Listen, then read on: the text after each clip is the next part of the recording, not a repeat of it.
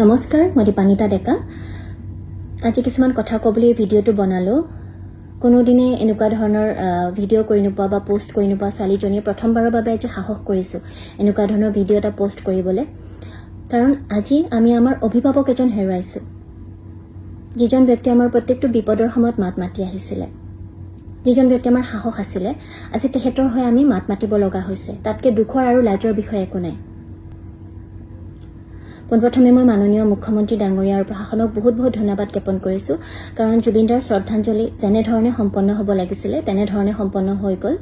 আৰু মুখ্যমন্ত্ৰী ডাঙৰীয়া আমাৰ প্ৰত্যেকটো আহ্বানৰে সঁহাৰি জনালে। শেষত তেখেতলৈ আৰু এটা আহ্বান, যিকেইজন ব্যক্তিৰ ওপৰত CID তদন্ত হৈ আছে। প্ৰথমজন ব্যক্তি হৈছে শ্যামকানু মহন্ত। তেখেতে যদি একো ভুলেই কৰা নাছিলে, তেখেত লুকাই কিয় আছে?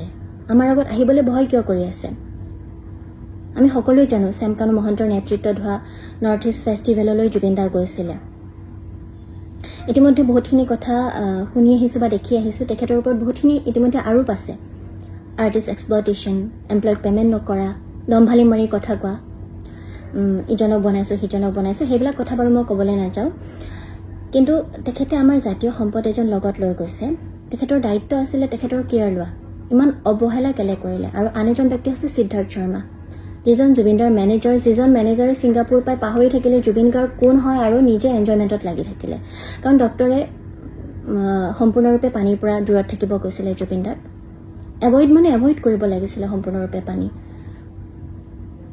কিন্তু তেখেতসকলে নিজৰ এনজয়মেণ্টত বিজি থাকিলে। আৰু সেইটো চুইমিং পুল নাছিলে, সাগৰ আছিলে। গতিকে সম্পূৰ্ণৰূপে অৱহেলাৰ কাৰণে আজি এই পৰিস্থিতিৰ সন্মুখীন হ'লোঁ আমি সকলোৱে। আমি জুবিনদাক হেৰুৱালোঁ, আমাৰ মৰমৰ জুবিনদাক হেৰুৱালোঁ।